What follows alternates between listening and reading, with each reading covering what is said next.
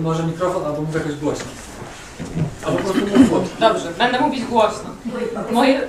Moje pytanie dotyczy afektu lęku w analizie.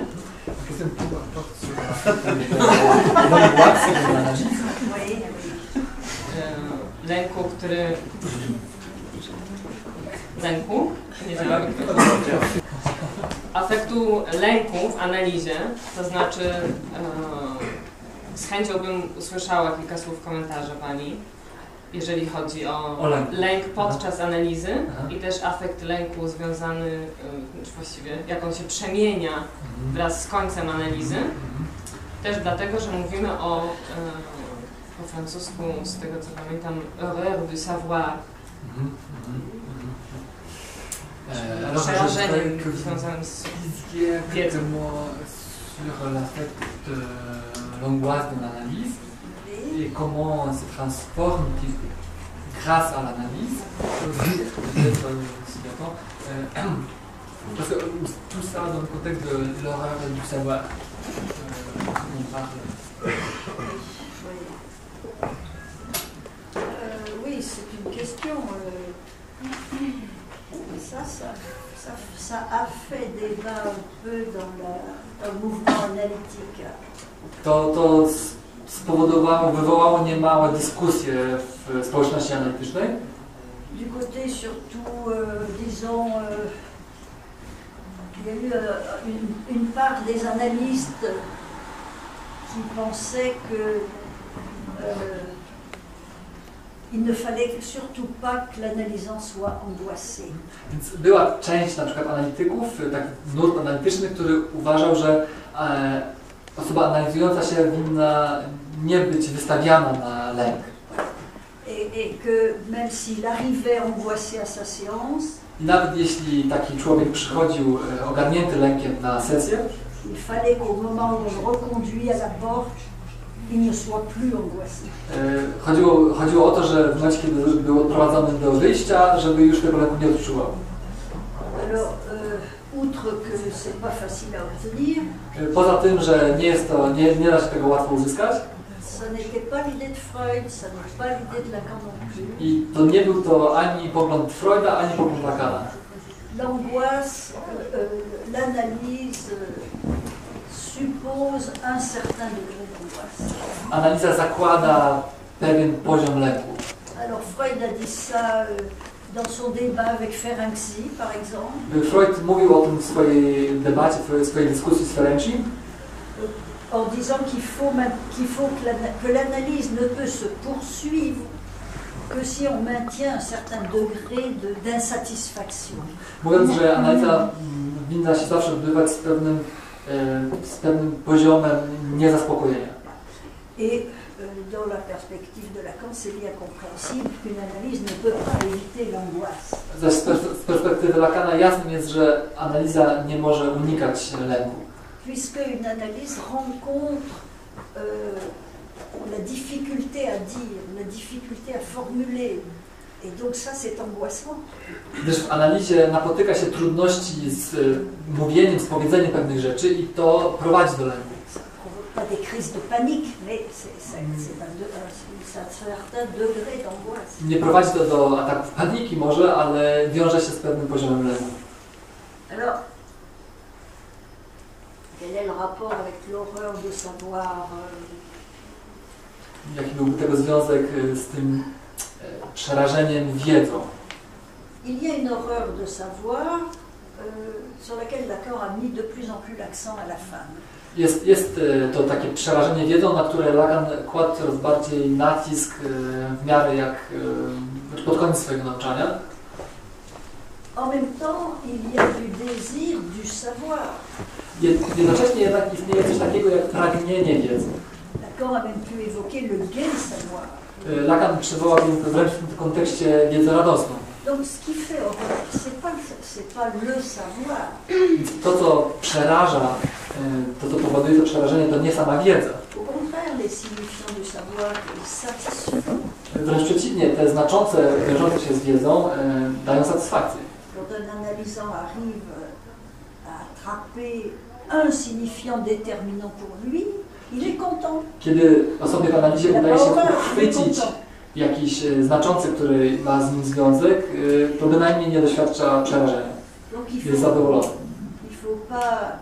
L'horreur, elle ne porte pas sur le savoir. Więc to przerażenie nie dotyczy samej wiedzy. Elle porte sur ses conséquences. Tylko jej skutków, jej konsekwencji. Elle porte sur les conséquences sur la jouissance. Jej skutków i reperkusji dla jouissance. C'est pas horreur du savoir, c'est horreur de savoir. Nie jest to przerażenie konkretną wiedzą, tylko wiedzą jako taką. Donc effectivement, on peut dire que l'horreur de savoir, c'est un affect voisin de l'angoisse de savoir.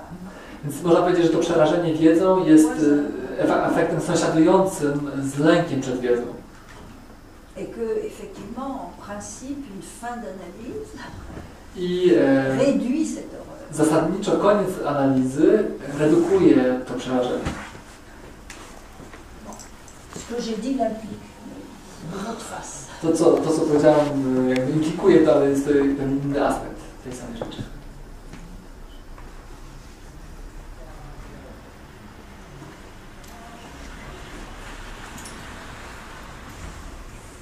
Zadawać następne pytanie? Dzięki.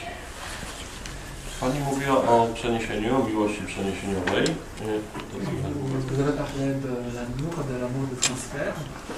Ja chciałem zapytać o następujące rzeczy. W jaki sposób w tym kontekście patrzeć na przeniesienie jako opór?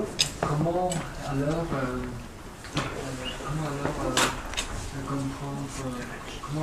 est-ce qu'on peut comprendre le transfert comme résistance? I druga rzecz, jaką rolę odgrywają afekty w acting outie, który czasami w trakcie relacji przeniesieniowych, z którymi mamy do czynienia. Alors, quel rôle jouent les affects dans les actes qui parfois arrivent malgré ou dans la relation transférentielle? C'est une autre question. Alors. Oui, c'est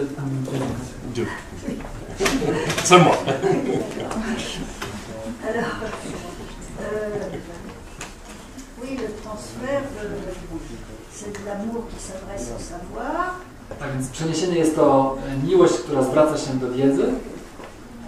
Au fond, sur le transfert, on peut dire ce que disait Freud. Co do przeniesienia, właściwie możemy powtórzyć to, co mówił o nim Freud.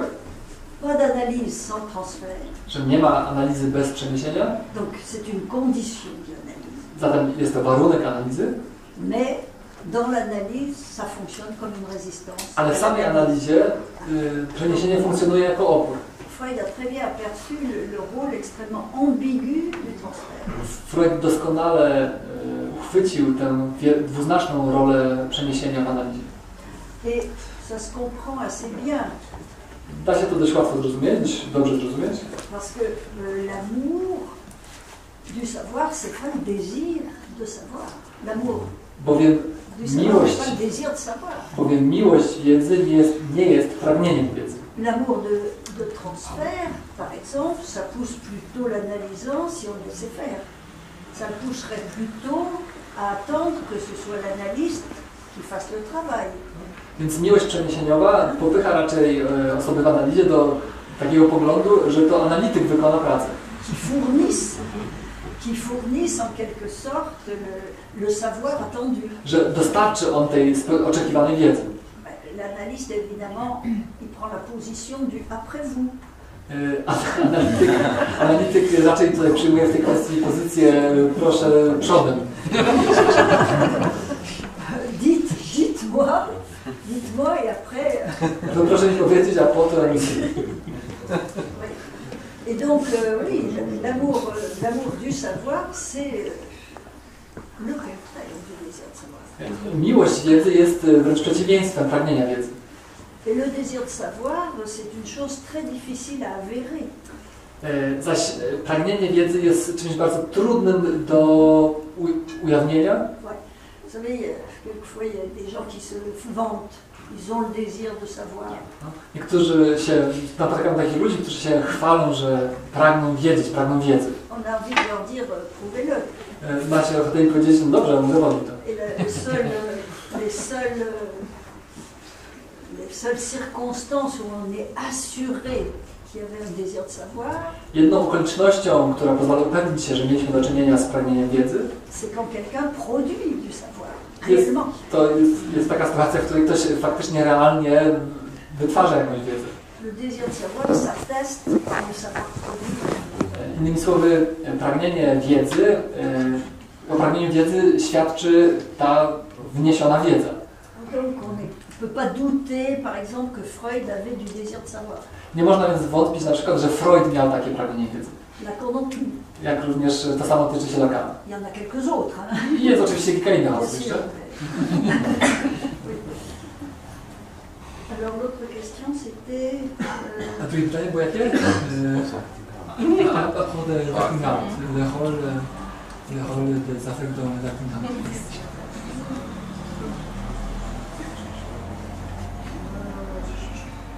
Je sais pas. Trudno powiedzieć. Je crois pas que ce soit... Est-ce qu'un acting out est déterminé par les affects Czy acting out jest w jakiś sposób zdeterminowany, określony przez afekty? Non. Il y a toujours des affects qui accompagnent les acting out, mais ils ne sont pas causales. Rzecz jasna, zawsze jakieś afekty towarzyszą acting outom, ale nie one są przyczyną tychże acting outów. Ce qui est causal dans l'acting out, c'est To, co je powoduje, to montrer à l'analyste to ce qui n'est pas dit. Le montrer. pokazać, to co powoduje, to chęć pokazania analitykowi tego, co nie zostało powiedziane. Le mettre en scène, en quelque sorte. Innymi słowy, wystawienie tego na scenie. Dlatego mówimy o acting out, czyli odegraniu czegoś. Alors ça produit des affects, mais ces affects n'ont pas un rôle causal. I oczywiście to wywołuje pewne afekty, ale nie odgrywają one tej roli przyczyny.